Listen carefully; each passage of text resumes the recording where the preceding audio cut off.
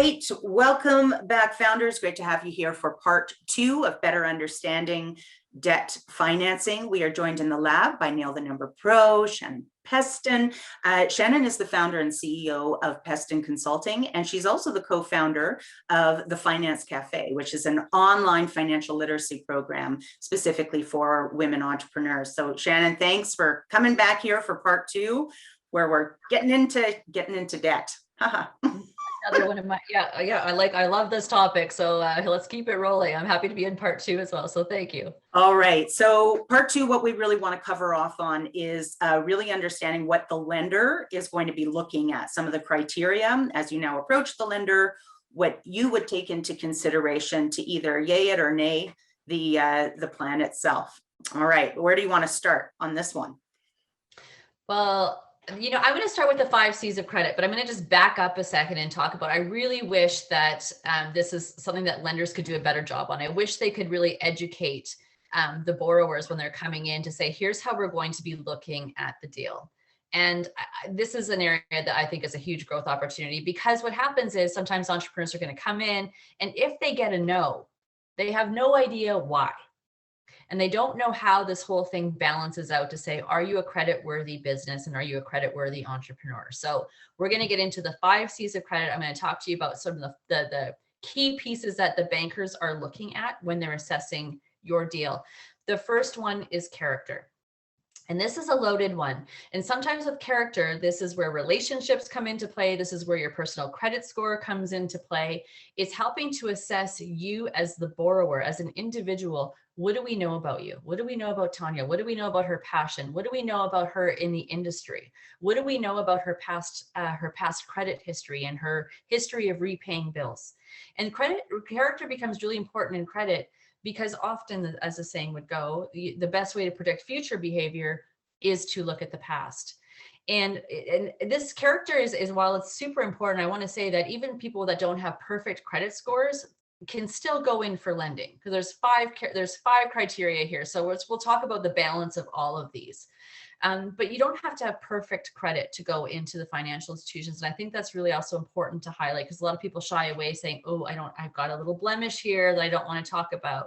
But again, character also speaks to, how do you bounce back? How have you turned things around? How can you mitigate certain things? But at the end of the day, banks are lending to a business, but they also want to know about the entrepreneur, because management experience is vitally important. So some of the tips that I have for people around this is really knowing what your credit history looks like. I think a lot of people don't think that they can just go ahead and obtain their credit score. And I actually recommend that people find out what their score is, see if there's any discrepancies on there.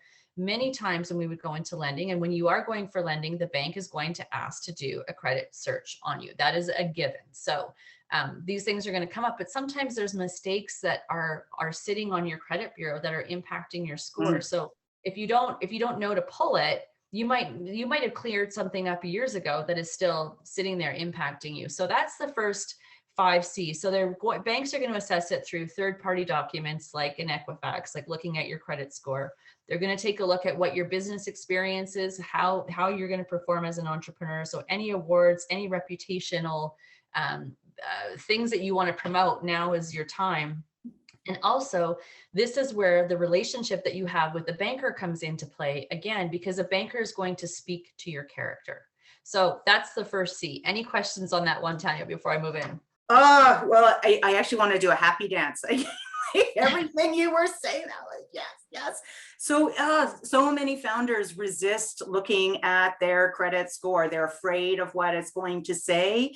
And it's, just looking at it and seeing where it's at, and then being able to remedy the situation, or at least being able to explain and articulate any blemishes, as you put it, when you meet the banker. So thank you for bringing that up. I think that is so important. And I know a lot of founders out there, a lot of women founders too, are always striving for perfection, and those small little things that we see tend to hold us back from pursuing those dreams. So thank you for that, and thank you for sharing that we're not looking for perfection here. We're just looking for some accountability and honesty and how you get through it. Okay, So just want to let you know I was doing a happy dance there. Thank you. Well, yeah. And I think, like you said, you got to be able to speak to it, because I think everything is mitigatable, if that's a word. Like, I think there's always a story there. And let's face it, life can be messy. We all go through different parts of, of our lives at different points in time. Financially, sometimes we look stronger than other points in time. And so but you need to have that power to even know where you stand going into that. Because the last thing you want is to find out from the banker where your credit score is sitting, and you just automatically feel like you've lost your power. And so I'll just say that. The next one I'm going to go on with the 5 C's is capacity. So when bankers are looking at lending you money, it's all about cash flow. It's all about, how do you prove you can pay that loan back? No bank wants to give a business money if they don't believe that the business itself, not the entrepreneur. We always want to make sure that the business can stand on its own. And sometimes that feels really rough for entrepreneurs to have to hear, but it's protecting the entrepreneur as well. And sometimes entrepreneurs don't realize, if you can't show the debt servicing, you're going to be in trouble. And you don't ever want to be in that position, because, as I've said, as soon as you get a loan, you're starting to make those payments. Those payments are going to be impacting your cash flow immediately. So this is all about your ability to repay the debt, and making sure that you've got enough money still left to cover your operations in your company, which is really key. Can I just say something in there? And fair market salary. And fair market yes, salary for the owner. Yeah, 100%. 100%. But sometimes though too, with businesses that are starting out, owner salaries are a huge drain on the cash flow as well. And that can be preventative. So really knowing what you need as an entrepreneur to be living is absolutely important. So you've got to be thinking about that when you're going into actually any financial decision you make. When you're looking at your business, you should be saying, what do I want out of this as an entrepreneur? What do I need to be paying myself to get the lifestyle that I want? So some of the ways to improve capacity, and again, like I said, we've got 5 C's of credit. Not all are going to be perfect. Some are going to be higher than others, but you want to be able to show your cash flow by looking at some of your ratios. Banks are going to be looking at your debt service credit, ratio. We're going to talk about ratios in a minute, so I'm not going to get hung up here. They're going to take a look at your working capital position as well to make sure that you can be liquid enough to pay for your debts. Can I just jump in just there? I think that's an important statement. And let's just clarify working capital. Working capital is money in the bank, right? That you've got cash that you can access to cover your expenses.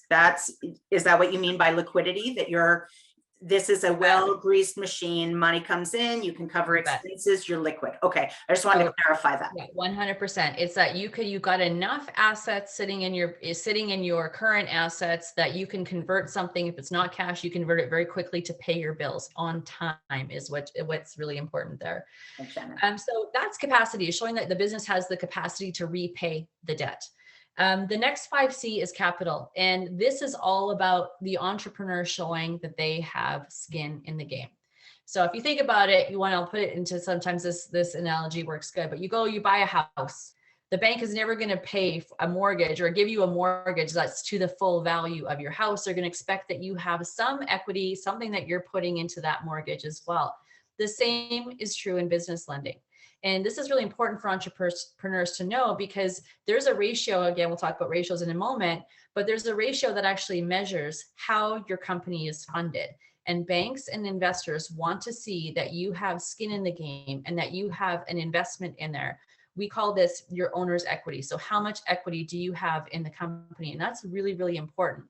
Often what will happen is entrepreneurs at the end of the year, they go visit their accountant, they want to pay the minimal amount of taxes. And so they'll take everything out of the company, which is fine if you don't need to borrow money. But if you need to borrow money and you don't have any equity in the company, the bank's going to say, no, thank you. You don't have enough skin in the game and we're not taking 100% of the risk. And that relationship with the bank, again, all comes down to you're sharing the risk with the lender. And entrepreneurs need to think about it in that regard as well. They're sharing a risk. So that's where that agreed upon negotiation kind of comes from, to say, like, we're both in this together. Yeah. So that's the capital piece of this. And entrepreneurs are going to see, what have you got invested? And we can talk a little bit more about what that makes up that investment, Tanya, in a moment. But I just want to get through the other two C's unless you have a question. Just Well, closing. I'm just wondering, so what you just said there, it reminded me of, it's come up in many episodes before where oftentimes we refer to one area of expertise, like an accountant, right? And oftentimes we don't even know what to ask. We're just trusting on their expertise. They're filing the report. They tell us how much we owe in taxes and then we pay it. And the advice in other episodes, and what I'm hearing you say here too, in correct me if I'm wrong, but it's finding your, as you talked about, the supply chain, but who is your team? Your accountant, your lawyer, your banker, your financial advisor, your planner, all of them should be working together to understand what you're actually in the process of building, so that you don't, or one individual like an accountant doesn't make decisions based on what they think you need or want, but it's this entire cheerleading squad that's there helping you move that ball forward down the line. And everyone's doing what's in the best interest of the business, not just now, but for the long-term game, right? Sorry, I just wanted to throw that in there because Super important. And I actually want to just jump on that one as well, because I think this is where entrepreneurs get into that trap of working in their business and not on their business. And you need to know what your goals are as a business owner. Always, you need to know how the company is performing, because you're making key financial decisions as well. You can't just go to an accountant and say, here's my information at the end of the year, and expect them to give you good advice. They're going to be giving you good advice based on what's important to you. What do you want to accomplish this year? Do you have growth plans? Are you looking at exiting? And sometimes the professionals aren't asking these questions, but it doesn't mean that entrepreneurs shouldn't be thinking about them and putting some of that accountability back on themselves. But again, we get so busy working in our businesses that sometimes we don't stop and say, okay, am I on track for what I want to be able to achieve? Where do I need to pivot? And we're so busy just getting all of our crap ready for year end that we just want it off. We just want it off our desks. And but I think that's really a really important note, though, that all of these players need to be working together in the best interest of your business. But if they don't know what is important to you, it's really hard to deliver that kind of value. Happy dance again. So thank you for that. And just, you know, if it helps anybody, one of the things that I love to do personally is just every quarter sitting down and asking those questions that you just asked, right? This was the goal. Where are we at? What do we need to adjust? So sorry, Shannon, I know you want to move on through this, but no, I'm good. These are all important conversations, and I think things that we haven't spoken about and the industry hasn't spoken about it. And so I'm happy to take this time because it is important. And entrepreneurs also need to know that this is part of the accountability. When you start as an entrepreneur, you're often not thinking you've got to be an accountant, you've got to be HR, you've got to be marketing. But the most important hat you're going to wear is the financial hat, because without the financial hat, you don't have a sustainable business. And so I just think that I'm happy to spend time there. But moving on to my fourth C is all around collateral. Now, we talked a little bit about this before, but when you're going into debt lending situations, you're going to have potentially, most likely, I should say, secured debt. There's unsecured debt, which means you can go in, maybe get a line of credit up to a certain amount of money that's unsecured. There's no tangible asset tied to that other than the personal guarantee, which will always tie you in if there's no hard security. But when you're looking at maybe buying a building or looking at buying equipment, you want to really think about what the loan purpose is. So what you're getting that loan for, because the bank is going to say, well, what kind of security can you offer in exchange? Now, if you're buying a building to operate out of, the building is going to be that asset. If you're buying a vehicle for the business, the vehicle will be that asset. If you're buying a pizza oven to, increase, your locations, the pizza oven, that equipment will become the tangible security. The security is generally tied to whatever it is that you're buying. That loan purpose is really, really important. So subsequent to that, you'll also look at personal guarantees. And again, I mentioned earlier, the personal guarantees can be unlimited, or they can be to a certain amount. I always liked the unlimited guarantee just from a banker's perspective, because it didn't mean you had to go to the lawyers every time you wanted to increase your lending value. So, because it can only ever be tied to the amount of loan that you have outstanding, it prevented this extra layer of legal work. But we often, again, as an industry, don't explain the personal guarantee very well. The other thing that trumps entrepreneurs is what we call the General Security Agreement, a GSA. And that GSA is what takes the charge over all the business's assets. And what that means is, in a case of default, the bank gets paid first. So if you have, let's say you're an agriculture company and you've got a John Deere tractor as an example, and you happen to have the bank will take priority over every other debt that you have. And that's what the GSA, the General Security Agreement, says. So often, again, people are thinking like, oh, you're going to take everything. No, they can only take to the amount that they are owed. So I think some really important distinguishing factors around what that security looks like. Can I ask a question on that? Just yeah. So if you had multiple lenders and Yep. those lenders were lending for different purposes, and then this lender will come in and do the GSA, obviously the other lenders aren't going to be super happy about that, right? Because now their loan is somewhat compromised or jeopardized. How does that impact any future loans? Does that, if then that founder was able to secure $100,000 for a second piece of equipment, is that GSA does that include any new debt that is incurred or no? So what'll happen in that situation is you want to keep working with the same lender that you've already got, because this is where they've already got the charge. And so it makes it a lot cleaner. And you'll see a lot of situations like if a lender, say you're an entrepreneur, you want to switch banks, you've had it with one bank, you go to another bank. What'll happen is that bank has to pay out the former lender because there's a first charge on all of those assets and no bank will come in second. So the banks, government always gets paid first. So that's where does CRA factor? It has to be up to date. Okay. But after that, then it's the banks. And when I talked earlier about a subordinated position, like a community futures, for example, they will come second to the bank. And that's really important because it allows the banks to be the primary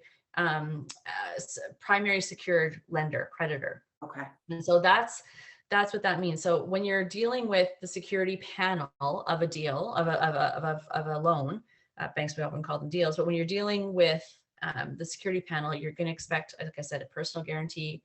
You're going to expect this general security agreement, and you're going to expect to have to give up some collateral, usually that's tied to the asset. In some situations, again, collateral is a big piece, but if you have property assets, sometimes you can secure against those if you need additional security. So again, really important to have open conversations with the lenders so they see what your leverage points are. And I always felt like I can help so much better when I know, if you're weak in one of the 5 C's, how can we ramp up something else? Because again, it's all about where is that risk suddenly palatable to the lender. So if you don't always have strong security, is there something else that can bump that up to make the lender comfortable? The last C is around conditions. And this is a really important one that I think we often overlook, but conditions could be internal or external to the business. And when we're looking at conditions, we're saying things like, let's take a look at the pandemic as an example, how that absolutely killed the tourism industry. So restaurants, for example, were really suffering through this. So conditions would be what's happening external that could negatively impact your ability to pay the loan.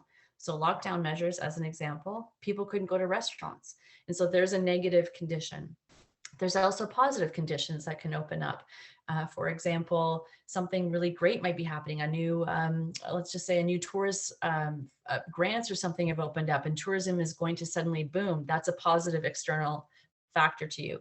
Some of the other external factors would be like, what kind of an interest rate are you going to get on that loan? And what are the repayment terms on that? Because the condition to that loan is, do you have the cash flow to be able to meet what the interest rate is? The higher the interest rate, the more money you're going to be paying out, obviously, on that loan. And then the banks will also look at some of the internal conditions, which would be things like, how strong is management? How are they managing through hard times? Do they have the right team in place to be able to deliver this? Are their employees happy? Like, do they have a thriving business? So in a nutshell, those are the 5 C's, and I'll just recap: character, to show who you are; capacity, to say we can repay this debt, we've got the cash flow; the capital, to say that we're invested in this business as well, that's your owner's equity; the collateral, to say here's how we can secure this money that you're lending to us; and the conditions, to say here are the conditions that will make us successful in repayment. So that's how lenders are really looking at every single deal. Brilliant. I think that completely ups everybody's game. And it when we started this episode, you talked about not understanding why people are getting the no, right? And the frustration with that. And so thank you for taking the time to dive into each one of those C's so that we've got a better understanding of the lens of the lender so that we can better prepare ourselves going into that conversation. I know you talked a little bit about ratios. Are you okay though, if we move that into part 3, give everybody a moment to just kind of sit with that information, process it, and then we'll come back for part 3. We'll talk a little bit about exactly what you need to have prepared, and we'll cover off on ratios if you're good with that. Yeah, you bet. And just in closing to this one, I just want to hammer the point home that you don't have to be perfect in all of those 5 C's. Again, it's really having that conversation to say, if the bank says no, then to say, well, what would it need to look like to get to a yes? And a lot of people don't go to that question because we hear the no and we think, oh, and we just kind of sink into our chairs. But I think being able to say, what do I need to do? Or what would it take, again, for that risk tolerance to be met on both sides? Brilliant. I think that's a great point. Even outside of debt, like when we start looking at the sales cycle too, right? And we just stop at no, just lean into the no, find out what it would take to get to yes. I love it. Well, sometimes no just means I need to know more. So right, exactly. All right, founders, thanks for watching. Shannon, thank you for being here for part 2. We'll see you back in the lab for part 3. And while we're here, just a huge shout out to Community Futures for all they do to help founders better maneuver this whole world of debt as well. Okay, we'll see you back in here for part 3. Thanks for watching, everyone.